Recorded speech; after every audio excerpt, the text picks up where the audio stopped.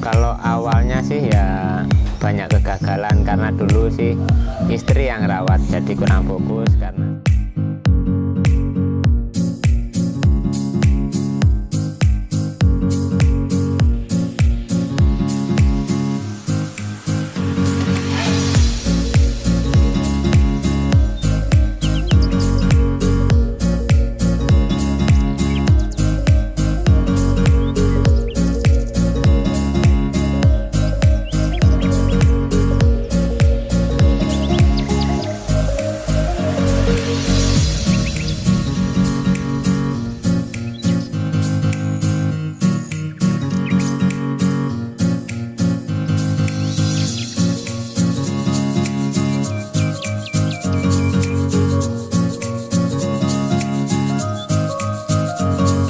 Oke, assalamualaikum warahmatullahi wabarakatuh. Oke teman-teman Kicomania yang ada di seluruh Indonesia atau Nusantara ya. Oke teman-teman, untuk di video kali ini saya berada di penangkaran murai batu miliknya Mas Andi. Jadi penangkaran ini ada di Banyuwangi teman-teman ya. Untuk teman-teman pemula atau teman-teman yang baru mau belajar ternak, simak video kali ini agar teman-teman tidak salah langkah dalam cara berternak yang benar dan biar menghasilkan anak-anakan murai batu yang bagus dan mewah ya teman-teman ya. Oke teman-teman, kita perkenalan dulu sama Mas Andi agar teman-teman juga ya kenal juga ke Mas Andi. Mas, silakan diperkenalkan dulu Mas. ya, salam sejahtera kepada semua Kicomania. Perkenalkan, saya Andi Kimco atau yang biasa dipanggil dengan Andi Bima, pemilik penangkaran Kimco BF. Oke Mas Andi, untuk Mas Andi ini awal mula berternak itu pada tahun berapa Mas Andi? Kalau awal berternak kisaran tahun 2019-an. Berarti sudah cukup lama Mas Andi ya? Ya lumayan. Oke. Untuk keluh kesah untuk awal mula berternak seperti apa Mas Andi? Seperti kegagalan atau gimana kah? Kalau awalnya sih ya banyak kegagalan karena dulu sih istri yang rawat, jadi kurang fokus karena saya kerja di Bali dulu kerja di Bali, jadi peternakan itu yang ngerawat istri. Kadang-kadang banyak kendala karena ya mungkin pengetahuannya kurang itu. Oh, jadi saat berternak jadi ditinggal bekerja sama Mas Andi karena banyak kegagalan dari faktor itu Mas Andi ya? Iya. Selain faktor ditinggal kerja jauh, apalagi Mas Andi? Ya minimnya pengetahuan itu kalau istri saya, tapi ya saya bimbing. Alhamdulillah sih sempat produk juga, ada produk, tapi ya tidak selancar sekarang. Kalau sekarang kan bisa continue. Kalau dulu paling 1-2 kali produksi, habis itu udah macet. Ya jadikan pengalaman. Oh, jadi gitu teman-temannya. Jadi faktor kegagalan untuk berternak itu banyak macamnya teman-teman. Jadi salah satunya yang kegagalan yang dialami Mas Andi itu seperti itu ya teman-teman. Jadi banyak faktor-faktor yang apa ya, untuk peternak pemula itu pasti banyak kegagalan Mas Andi ya. Ya jadi buat begitu. Jadi buat teman-teman yang baru belajar berternak atau branding murai batu ataupun burung-burung lainnya, jadi jangan putus asa, jangan menyerah untuk selalu belajar. Ya. Jadi mudah-mudahan di video kali ini untuk teman-teman pemula yang mau berternak bisa belajar dari video kali ini. Terus untuk tadi untuk kendala sudah seperti itu Mas Andi ya? Iya. Terus untuk awal berternak itu berapa pasang sampean? Awalnya dulu 2, saya punya 4 kandang, tapi cuma isi 2, itu bekas pakai laderan dulu. Habis itu iseng-iseng tak kandangin, siapa tahu bisa beranak gitu, sekalian konservasi. gitu ya. Terus apa Mas Andi, untuk berternak ini, jadi sampean kan ada kegagalan, pasti suatu saat ada kesuksesan lah ya. Amin. Jadi untuk beternak ini Mas Andi, saran-saran yang bisa Mas Andi kasih untuk teman-teman, monggo silakan. Barangkali ada saran-saran buat teman-teman. Kalau saran-saran sih ya, ini kan dunia hobi Mas ya. Iya. Ya pertama itu harus seneng dulu. Nanti kalau udah seneng, nanti telaten, itu nanti pasti ketemu sendiri kok.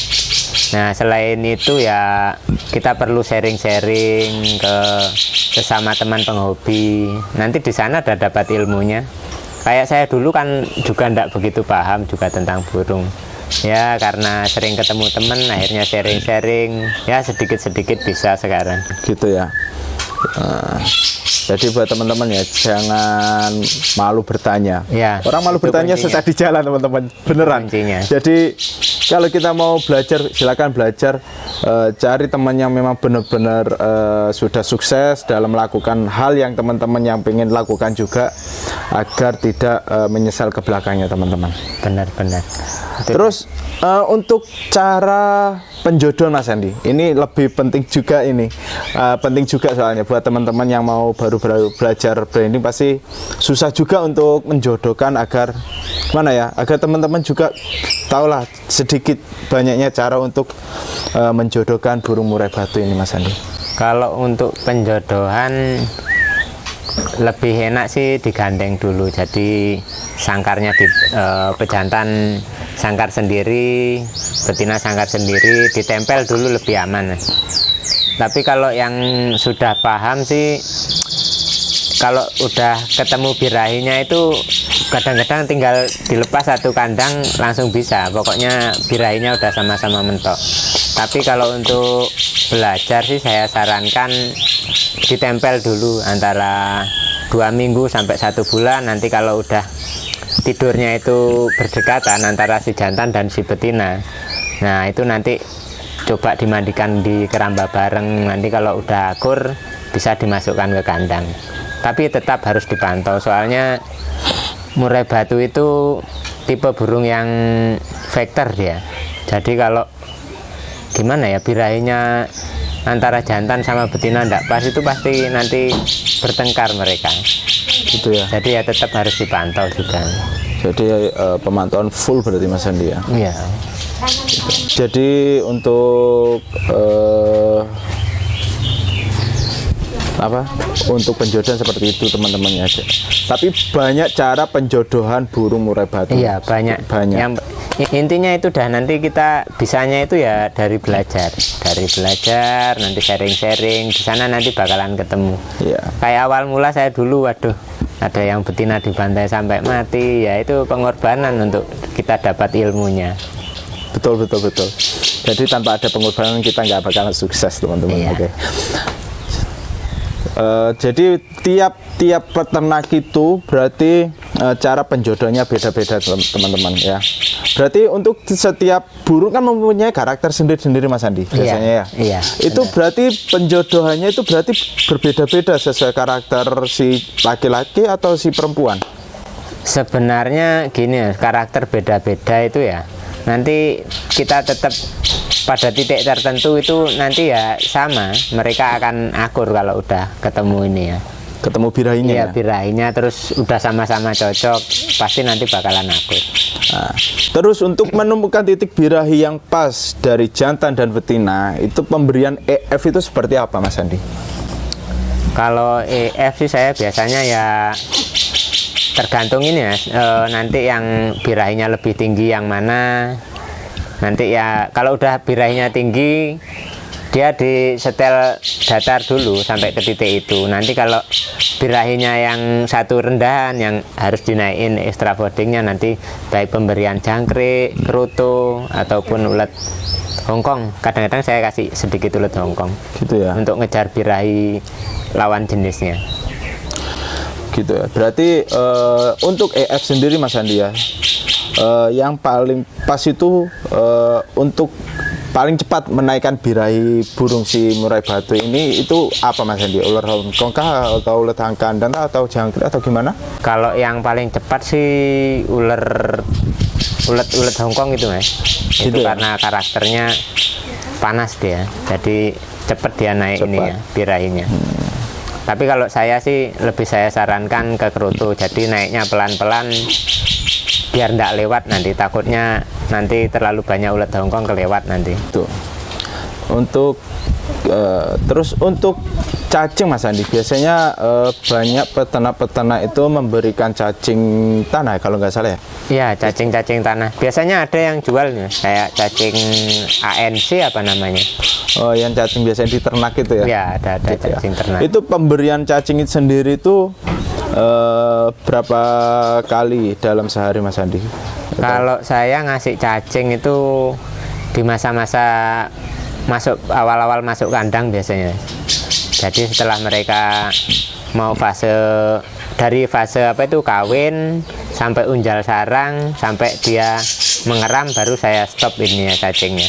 Oh, gitu ya. Iya. Untuk fase penjodohan itu pasti teman-teman juga bingung. Tiap karakter burung itu pasti fase penjodohan itu ada yang cepat, ada yang lama. Biasanya ada saran atau gimana untuk penjodohan agar lebih cepat, agar cepat produksi?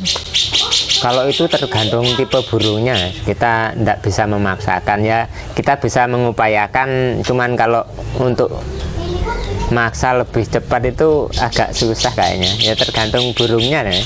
Kita kan hanya membantu dengan apa itu mengakali dengan extra fooding aja. Kalau itu ya udah ininya burung nanti. Kalau udah waktunya jodoh beranak ya nanti beranak.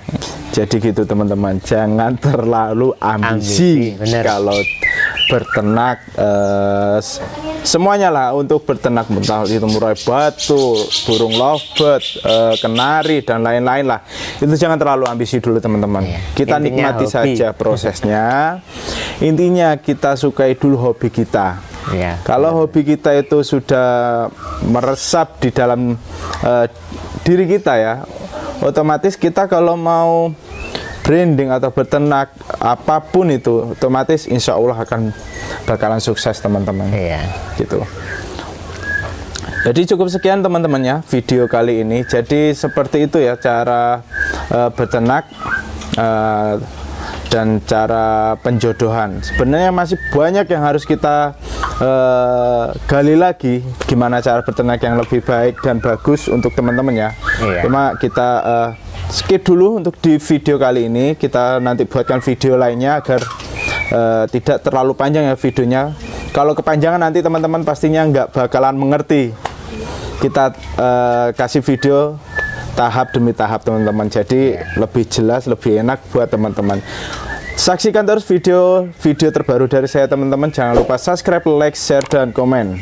Apabila video saya bermanfaat untuk teman-teman, silakan di-share ke rekan-rekannya agar rekan-rekan teman-teman semua bisa mengikuti perkembangan video-video terbaru dari saya teman-teman.